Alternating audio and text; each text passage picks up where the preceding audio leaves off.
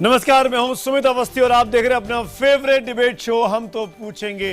वो शो जो आपके मुद्दों को, आपके सरोकार को हुक्मरानों तक ले जाता है, सीधे आपकी राय को जानकर, आपके सुझावों को मानकर। आज दो खास मुद्दे हम तो पूछेंगे में।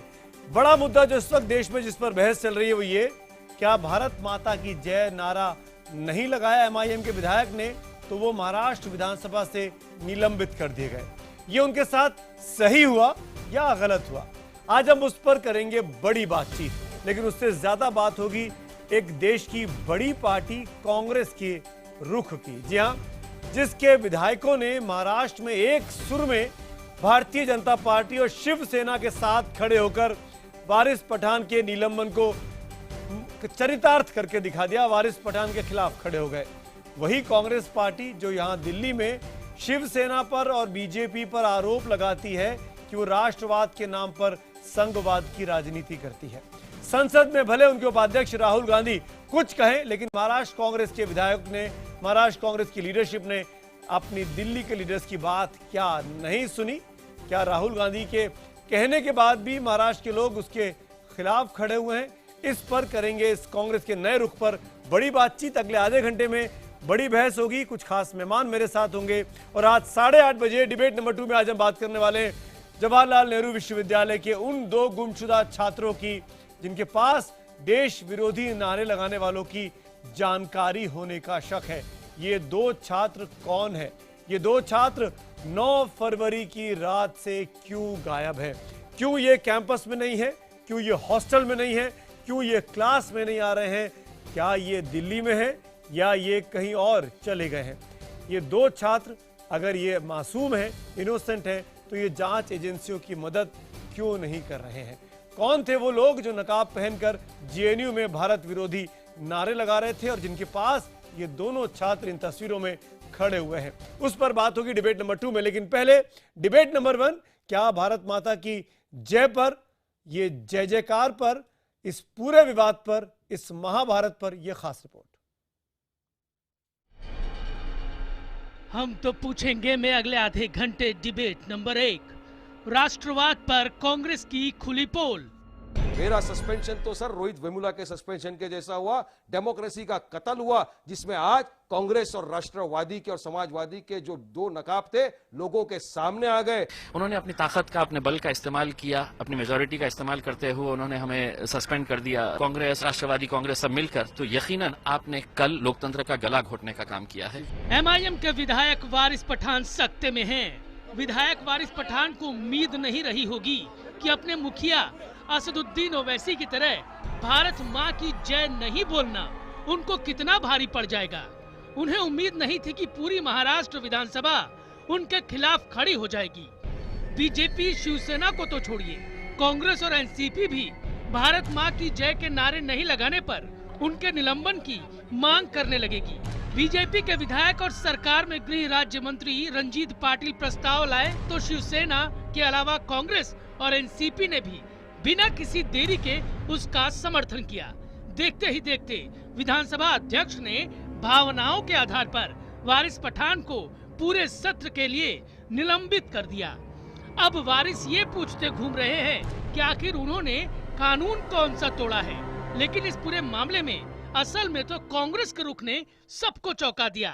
हिंदुस्तान की जो जमीन हमारी माँ है, जो जिस मिट्टी में हम पैदा हुए, जिस मिट्टी में हम गाड़े जाने वाले हैं, उसके बारे में कोई भी अगर कोई गलत बोलेगा तो वो बिल्कुल हम उसके बारे में उसका विरोध करेंगे, उसका कभी समर्थन नहीं करेंगे। सभी पार्टी के सर्वसम्मति से थे तो समाजवादी पार्टी का भी मेंबर रहा होगा और भी दूसरी पार्टियों का मेंबर रहा होगा। क्या बात हुई है मुझको स्पेसिफिक घटना की जानकारी नहीं है, क्योंकि एक ये स्टेट का मामला है। जो नारे लग रहे थे उनके समर्थन में नहीं जाना चाहिए था। अब सोनिया गांधी जी को भी मालूम है इस बात का, कांग्रेस के लोगों को भी इस बात का एहसास है, तो वो अपनी गलती सुधारने की कोशिश कहीं ना कहीं कांग्रेस कर रही है। कांग्रेस के दिल्ली वाले नेताओं को ठीक से सफाई तक नहीं सूझ रही है।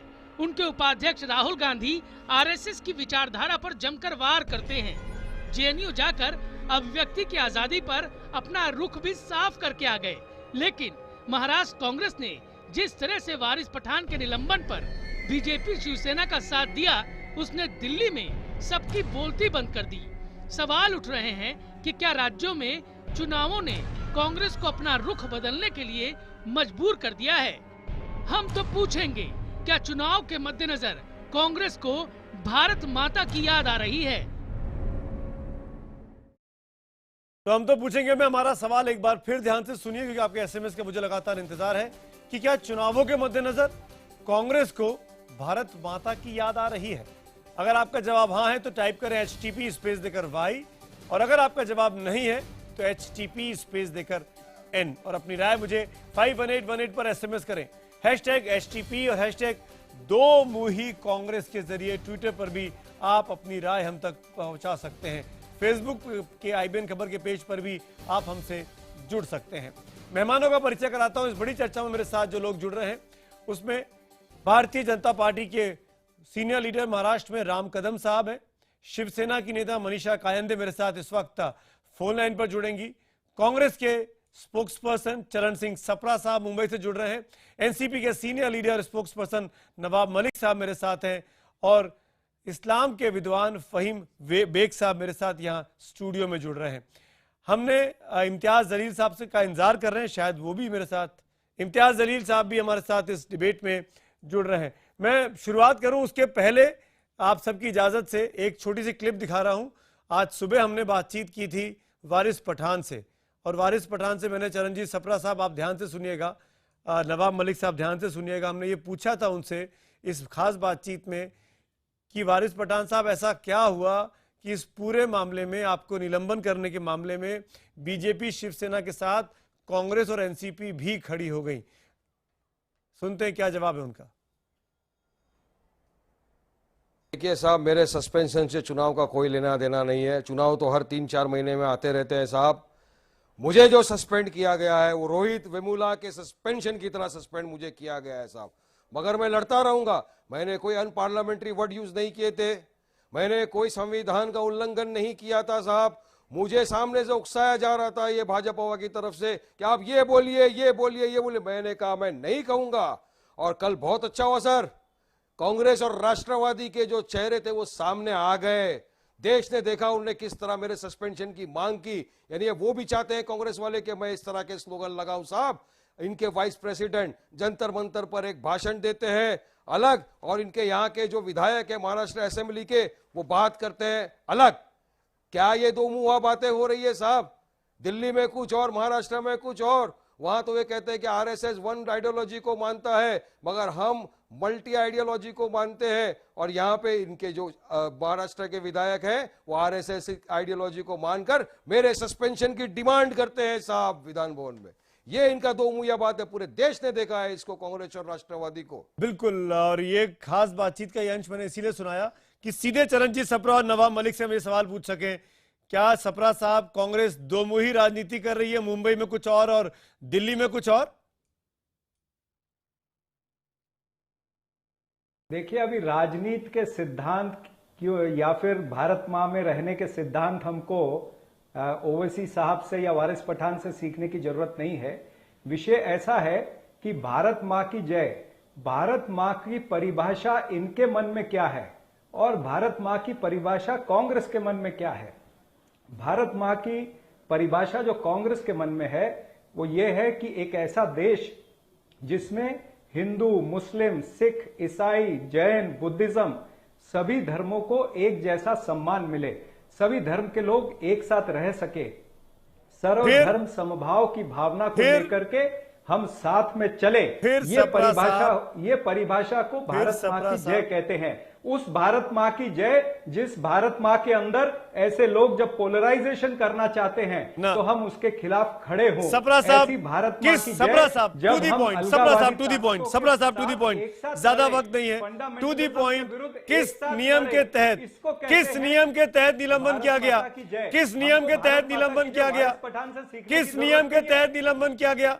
राहुल गांधी से पूछा आपने सपोर्ट करने के पहले, चरणजीत सप्रा जवाब दीजिए इस बात का, किस नियम के तहत सस्पेंशन कराया गया आप लोगों ने? मैंने भारत माँ की जय की क्या परिभाषा होती है कांग्रेस की वो मैंने विधानसभा की विधानसभा के कानून की किताब में किस चैप्टर में लिखा है, किस चैप्टर में लिखा है कि विधानसभा की भारत माता की जय के नारे नहीं लगाओगे तो सस्पेंशन हो जाएगा? कल मिलके सप्रा साहब आप जानते हैं क्या हो गया? मैंने ये कहा कि भारत माँ की जय की परिभाषा हमारे मन की क्या है और इनकी पार्टी की नहीं, क्या है। आप नहीं बता पा रहे हैं सप्रा साहब, आप फंस गए। कि वोटों को आपकी पार्टी फंस गई है सप्रा साहब। दिल्ली में राहुल गांधी संघ पर हमला करते हैं और बीजेपी पर हमला करते हैं, और मुंबई में चरणजीत सप्रा राहुल गांधी को डिफाई करते हुए बीजेपी के साथ खड़े हो जाते हैं। सप्रा साहब, आप लोग राहुल गांधी की बातें नहीं सुन रहे हैं, आप लोग डिफाई कर रहे हैं कांग्रेस आला कमान को। डिफाई की बात नहीं है, आप ये समझिए कि ये परिभाषा की बात है। नहीं, आप इस डिबेट को दूसरी तरफ न ले जाइए। क्यों? आप इस डिबेट को इस तरफ रखिए कि इल्जाम लगाया वारिस पठान ने कांग्रेस का। जी मैं आपसे पूछता हूं कि आपके लिए भारत माँ की परिभाषा क्या है? दोहरा रवैया नहीं है, भारत माँ की जय की कांग्रेस का दोहरा रवैया नहीं है, से बोलेंगे कांग्रेस का दोहरा रवैया नहीं है। ये भारत माँ का स्वरूप क्या है ये आप बताइए। सप्रा साहब, आपको नहीं पता? सीखने की जरूरत आपको नहीं पता? आपको नहीं पता सप्रा साहब? मैं बताऊं भारत माँ का स्वरूप कैसा है? आप मेरी बात मानेंगे? ये सवाल मेरा मंच है सवाल पूछने का, आपको जवाब देना है सप्रा साहब। के खिलाफ एक सप्रा साहब, इस देश राहुल गांधी दिलाने के लिए राहुल गांधी की बातों को डिफाई करते हुए आपकी लीडरशिप पकड़ी गई है। नवाब मलिक, ये दोहरा रवैया क्यों है? आप उस परिभाषा को बदल रहे हैं। नहीं, मैं नहीं बदल रहा हूं, मैं नियम पूछ रहा हूं। भारत माता की जय के नारे लगाने हैं नहीं लगाने हैं, ये एक आदमी की मर्जी हो सकती है, लेकिन इसके लिए सस्पेंशन किस नियम में किया गया? सस्पेंशन किस नियम में किया गया नहीं बता पा रहे हैं आप। नवाब मलिक, किस नियम के तहत सस्पेंशन किया गया? यहां दिल्ली में मेजॉरिटी है बीजेपी की, लोकसभा में 282 है, ओवैसी साहब सांसद हैं। क्या आपको लगता है कि बीजेपी के साथ यहां पर शरद पवार और राहुल गांधी को खड़ा हो जाना चाहिए ओवैसी साहब को सस्पेंड करने के लिए लोकसभा से? क्या आप सपोर्ट करेंगे नवाब मलिक? सुमित जी, मुझे उम्मीद है जब मैं बोलूंगा आप मुझे डिस्टर्ब नहीं करेंगे। मैं ईमानदारी से बोल रहा हूं कि जब ये घटना हुई मैं विधानसभा के परिसर में था। उससे 5 मिनट पहले वारिस पठान जी मुझसे मिले, मुझसे कहे कि इस पर क्या स्टैंड लेना चाहिए। मैंने कहा कि आप साफ स्टैंड लीजिए कि मुझे हुब्बुल वतनी या हिंदुस्तान की जय हिंद बोलने में कोई आपत्ति नहीं, आप क्लियर करिए। कोई मुद्दा ही नहीं था, एकाएक मुद्दा कैसे पैदा हो गया, ये भी एक शक पैदा करने वाली बात है। और अगर कोई आचरण किसी विधायक का पूरी कार्रवाई को रोकने वाला हो तो निश्चित रूप से विधानसभा एक मत से प्रस्ताव पारित करके उसका निलंबन करती है। मैं भी विधायक के नाते मेरा भी निलंबन हुआ। आज जिस मुद्दे को लेकर विवाद खड़ा हो रहा है महाराष्ट्र की विधानसभा में, वंदे मातरम को लेकर भी बार बार विवाद खड़े हुए, लेकिन निलंबन किसी का हुआ नहीं, लोगों ने अपनी बातों को रखा। अब आप बोल रहे हैं कि कांग्रेस की पोल खुल गई, राष्ट्रवादी कांग्रेस पार्टी की पोल खुल गई, हमारी कोई पोल नहीं खुली। हम भारत की जय, हिंदुस्तान जिंदाबाद, भारत माँ की जय, हम धर्मनिरपेक्ष भारत की जय बोलते हैं। ठीक है। बीजेपी बताए कि बीजेपी, 1 मिनट यार बात पूरी करने दीजिए। भारतीय जनता पार्टी बताए नहीं कि वो धर्म, आप पहले बताइए की जय बोलती है। नवाब मलिक साहब, पहले आप बताइए कि किस नियम के तहत सस्पेंशन हुआ? नवाब मलिक साहब, मैंने सुनी आपकी बात। नवाब मलिक साहब, मैंने आपकी बात सुनी, आप मुझे बताइए बात पूरी करने आप सस्पेंशन किस नियम में हुआ? आप बीजेपी से सवाल बाद में करिएगा, मेरे सवाल का जवाब दीजिए। आप मेरे सवाल का जवाब दीजिए, मैं पूछूंगा बीजेपी से सवाल, आप चिंता मत करिए, बीजेपी को भी छोड़ूंगा नहीं, राम कदम है मेरे साथ। सवाल पैदा करने दीजिए ना आप मुझे, अरे मैं पूछूंगा ना सवाल, आप विधानसभा में पूछिएगा, ये मेरा मंच है सवाल पूछने का। आप मुझे जवाब दीजिए, किस नियम के तहत सस्पेंशन किया गया? किस नियम के तहत सस्पेंशन किया गया? क्या असदुद्दीन ओवैसी का सस्पेंशन होना चाहिए? एजेंट की तरह क्या शरद पवार मुबारक रखिए। नवाब मलिक साहब, मैं आपको डिबेट से बाहर निकाल रहा हूँ, मैं डिबेट से आपको बाहर निकाल रहा हूँ। Cut the line. Nawab Malik साहब की लाइन काट दीजिए इसी वक्त, मैं आपको बाहर निकालता हूं डिबेट में। आप क्या करेंगे? आपको आता ही नहीं डिबेट में पार्टिसिपेट करना, आपको सवाल के जवाब देना नहीं आता। नवाब मलिक, आप सवाल के जवाब नहीं दे पा रहे हैं, आपके पास डिफेंस नहीं है। शरद पवार साहब असदुद्दीन ओवैसी को बाहर निकालेंगे, शरद पवार साहब असदुद्दीन ओवैसी को बाहर निकालेंगे। मेरे सवाल का जवाब मत दीजिए, यही दिक्कत है आपके साथ। आपसे कड़वे सवाल करो तो आप भाग जाते हो। नवाब मलिक इतने सीनियर लीडर होके आप कड़वे सवाल पर भाग जाते हो, आप कड़वे सवाल पे भाग जाते हो, आप कड़वे सवाल से भागते हो, आप जवाब नहीं दे पा रहे हो। शरद पवार का लोकसभा में क्या स्टैंड होगा? नवाब मलिक, शरद पवार का लोकसभा में क्या स्टैंड होगा? शरद पवार का लोकसभा में क्या स्टैंड होगा? आप एनसीपी के प्रवक्ता हैं, आप एनसीपी के प्रवक्ता हैं, जवाब दीजिए। नवाब मलिक, नवाब मलिक आपको जवाब देना होगा, आपको जवाब देना होगा, आपको जवाब देना होगा। बीजेपी से सवाल मैं पूछूंगा, मैं पूछूंगा। आप मत चिल्लाइए नवाब मलिक। नवाब मलिक आप बायस्ड होकर बात कर रहे हैं। मैं आपके सूटेबल क्वेश्चन नहीं पूछूंगा, मैं वो सवाल नहीं पूछूंगा जो नवाब मलिक को खुश करेंगे, मैं वो सवाल पूछूंगा जो नवाब मलिक को परेशान करेंगे। मुझे मत सिखाइए, आपको दिक्कत हो रही है, आप एक्सपोज हो गए हैं क्योंकि आज आप बीजेपी शिवसेना के साथ खड़े दिखाई दे रहे हैं। आप एक्सपोज हो गए नवाब मलिक, आपकी पार्टी बीजेपी शिवसेना के साथ खड़ी हुई है, आपकी कलई खुल गई है। आज आपके राष्ट्रवाद की कलई खुल गई है। आप नाम के राष्ट्रवादी हैं नवाब मलिक साहब, आप नाम के राष्ट्रवादी हैं। आप बीजेपी शिवसेना के साथ खड़ा होके आपने अपने पैर पे कुल्हाड़ी मार ली है, मानिए इस बात को। आप दिल्ली में कुछ और बात करते हैं, मुंबई में कुछ और बात करते हैं। आप दिल्ली में कुछ और बात करते हैं, मुंबई में कुछ और बात करते हैं। मैं आपको ऐसे नहीं दे सकता। आप जवाब दीजिए, जवाब दीजिए, आप जवाब दीजिए, आप जवाब दीजिए। ओवैसी का क्या करेंगे आप? ओवैसी साहब का क्या करेंगे आप? ओवैसी साहब का क्या करेंगे आप? ओवैसी साहब का क्या करेंगे आप? ओवैसी साहब का क्या करेंगे आप? बोलने दें, आप चुप बैठ के मुझे सुने। नहीं, आप चुप बैठ के मैं आपको मेरे सवाल का जवाब देंगे तो मैं नहीं टोकूंगा, लेकिन अगर आप बातों को घुमाएंगे तो मैं लगातार टोकूंगा। नहीं, बात पूरे होने नहीं, नहीं। आप असदुद्दीन ओवैसी का दिल्ली में क्या करेंगे?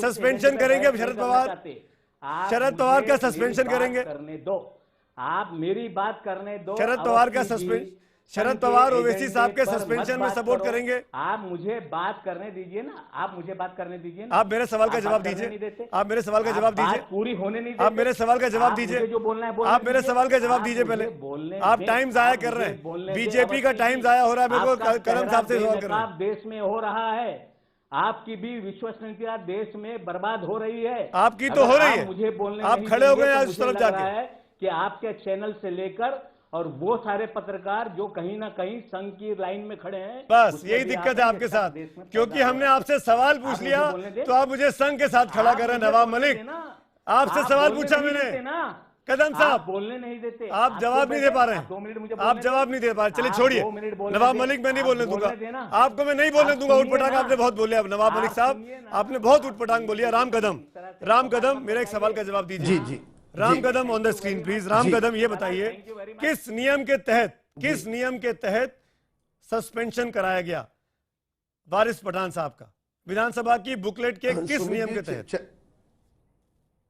सुमित जी, चर्चा के प्रारंभ में मैं आपको बता दूं कि सदन में जब चर्चा हो रही थी, चर्चा के दौरान जो वारिस ने कैमरा के सामने आकर के कहा कि उन्होंने वंदे मातरम कहा था, जय भारत कहा था, मेरा भारत महान कहा था, जय हिंदुस्तान कहा था, तो यह सरासर झूठ है। इन सारे शब्दों का प्रयोग करने के लिए उन्हें बिल्कुल सब स्पष्ट शब्दों में मना कर दिया। उन्होंने भारत माता की जय बोलने को भी मना कर दिया, उन्हें वंदे मातरम कहने को भी मना कर दिया। भारत माता की और जब उन्होंने देखा कि सारे देश में विद्रोह, सारे देश में विद्रोह हो जाएगा, सारे लोग उसके विरोध में जाएंगे एमआईएम के, तब जाकर के उन्होंने आपके कैमरा के सामने की कहा, सरकार है और आपके सहयोगी रह चुके उनका राज ठाकरे उत्तर भारतीयों को कहते हैं जला दो, सड़क पे सरेआम जला दो, तब तो आप किसी तरह का स्टैंड नहीं लेते हैं। और एक विशेष धर्म से कोई व्यक्ति अगर ये बात कहता है कि मैं फला चीज नहीं बोलूंगा और जबरन नहीं बोलूंगा, तब आप क्या करते हैं? ये बड़ा दुखदाई बात है। और कौन लोग ये तय करेंगे कि किसी को क्या बोलना है और क्या नहीं बोलना है, क्या खाना है क्या नहीं खाना है, क्या पहनना है क्या नहीं पहनना है? मौलाना जी, आप सदन में नहीं थे, आपको अधूरी बात पता है। आप पूरा यदि अध्ययन करके बोले तो ज्यादा अच्छा रहेगा। आप मेरी बात सुने। उन्होंने आपसे सवाल पूछ रहा हूं, उत्तर भारतीयों को मारा जाता है महाराष्ट्र में, जब आप ये स्टैंड क्यों नहीं उठाते? आपने अपना वैलिड पॉइंट उठाया। मैं चाहूंगा राम कदम इसको भी एड्रेस करें आप अपने अगले 1 मिनट के अंदर। मैं ये जरूर जानना चाहूंगा कि जो महाराष्ट्र में क्या आपने वारिस पठान के साथ किया, क्या दिल्ली में आपकी लीडरशिप को ओवैसी साहब के साथ ये करना चाहिए लोकसभा में? कि जबरदस्ती खड़े होकर बोलो भारत माता की जय, और नहीं बोलोगे तो स्पीकर सुमित्रा महाजन से बोल के सस्पेंड करा देंगे हम आपको पूरे सत्र के लिए। राम कदम। सुमित जी, मैं आपके पूरे सम्मान के साथ कहूंगा कि सदन के भीतर एमआईएम के नेताओं का जो आचरण था वो सदन के प्रथा परंपराओं को तोड़ने वाला था, और ऐसे आचरण के लिए वो निलंबन सारे सदन का एकमत होकर के हुआ है। ऐसा नहीं हुआ कि ठीक है भाजपा के लोग थे आगे, पर उसके साथ साथ कांग्रेसी, राष्ट्रवादी सेना सभी लोग आए। आप मुझे बताइए कि जब 286 एमएलए एक साथ आक्रामक कब होते हैं? जब वारिस का कुछ ना कुछ गलत हुआ है तभी होंगे ना सब इकट्ठे। तो वारिस ने सारी की सारी देश के प्रति सम्मानजनक भाषा का प्रयोग करो, इतनी ही हमारी रिक्वेस्ट थी। क्यों बुलवाना चाहते हैं आप? भारत माता की जय क्यों बुलवाना चाह रहे थे? वो जय हिंद तो बोल रहे थे। विषय ये था कि सदन में उस विषय को लेकर के चर्चा हो रही थी, और चर्चा के दौरान ये विषय उपस्थित हुआ, और उस समय उन्होंने बिल्कुल स्पष्ट शब्दों में उन्होंने इनकार किया। अब इस प्रकार के देश के प्रति अपमानजनक शब्द यदि कोई विधायक निकालता है, इनकार करना कहां हुआ बताइए ना। जय हिंद, जय भारत, हिंदुस्तान जिंदाबाद, ये कौन सा अपमान है? वो अगर ये कहता तो अच्छा होता, ये उसने सदन में नहीं कहा मौलाना जी, उन्होंने बाहर आके मीडिया के सामने कहा। यही मैं आपको बता रहा हूं, ये जो जय हिंदुस्तान इसीलिए कांग्रेस सपोर्ट किया। खुदा बेहतर जाने सदन में आपने क्या कहा और उसने क्या कहा। मैं ये पूछना चाहता हूं कि आप क्या एक व्यक्ति को सिर्फ इस वजह से कि वो आपकी मन मर्जी के मुताबिक कोई शब्द का उच्चारण करे तो आप उसे निकाल देंगे, जबकि वो अपने देश का अपने मुल्क का झंडा बुलंद कर रहा है, जय हिंद जय भारत, हिंदुस्तान जिंदाबाद कह रहा है। तो ऐसी कौन सी आपत्ति है आपको? और ये बड़े शर्म की बात है कि चंद शब्दों की वजह से विधानसभा भाई भारत माता की जय बोलने में दिक्कत क्या है? लास्ट क्वेश्चन आपसे, भारत माता की जय बोलने में दिक्कत क्या है? नवाब मलिक बोल सकते हैं, अबुल कलाम आजाद बोल सकते हैं, अब्दुल हमीद बोल सकते हैं। नहीं सुनिए ना, मैं मोहन भागवत को नहीं ला रहा हूं, मैं सीधे आपसे पूछ रहा हूं, भारत माता की जय बोलने में एक खास वर्ग को क्या दिक्कत है? मोहन भागवत के बगैर, माइनस मोहन भागवत। बुनियादी बात, मोहन भागवत ने जबरदस्ती बात नहीं की। इसका जो बुनियादी अक्स है वो आप नहीं समझ रहे हैं। बताइए ना, ये 2 वर्षों से ये तमाम बीमारियां चल रही हैं। इन बीमारियों को लेकर इन 2 साल में ही क्यों बुखार चढ़ा तमाम इन ऐसे लोगों को जो फ्रिंज एलिमेंट है, और वो आज इन बातों को लेकर विधानसभाओं में जावेद अख्तर बोलते हैं भारत माता की जय, फहीम साहब नहीं बोल रहे। जावेद अख्तर, स्मृति ईरानी, अनुपम खेर, आमिर खान, शाहरुख खान क्या बोलते हैं, मेरा उनसे कोई सरोकार नहीं, क्योंकि वो कलाकार हैं। वो कब सच बोलते हैं, कब डायलॉग बोलते हैं, कब अपने मन की बात करते हैं, बड़ा मुश्किल है ये समझना। कलाम बोलते थे, उनको भी नहीं मानेंगे, वो भी कलाकार थे, फनकार। एपीजे अब्दुल कलाम भारत माता की जय बोलते थे, अब्दुल हमीद, परमवीर चक्र। देखिए यहां बात हो रही है जावेद अख्तर साहब के। एपीजे अब्दुल कलाम इस दुनिया से चले गए हैं और पूरे दुनिया में हिंदुस्तान का नाम रोशन करके गए। अब्दुल हमीद, उनको भी नहीं मानेंगे आप? पहले परमवीर चक्र, भारत माता की जय, वो हिंदुस्तान का नाम रोशन करके गए हैं जनाब। आप अपनी बात नहीं समझा पा रहे हैं कि आप क्यों नहीं बोलना चाह रहे हैं। आप एक बार इस देश को समझा दीजिए। ये जिद क्यों? नहीं, जिद नहीं है, ये जिद नहीं है, जिद नहीं है, लेकिन हम कारण जानना चाहते हैं। हिंदुस्तान में ये कारण जाना, अगर जिद होगा, अगर हिंदुस्तान में अपना खून देना होगा, अगर देश को बचाने के लिए, इस देश की सुरक्षा के लिए, इस देश की हिफाजत के लिए जिद होती तो कानून पास हो गया होता। फहीम साहब का जिद होती तो सुप्रीम कोर्ट कानून बनवा लिया गया होता। नहीं फहीम साहब, ये समझाइए का जिक्र खैर नहीं। तो ये तो बकौल जावेद अख्तर, हिंदुस्तान के संविधान में ये भी नहीं है कि आप शेरवानी पहनेंगे, आप टोपी पहनेंगे, हम धोती पहनेंगे, ये भी तय नहीं है।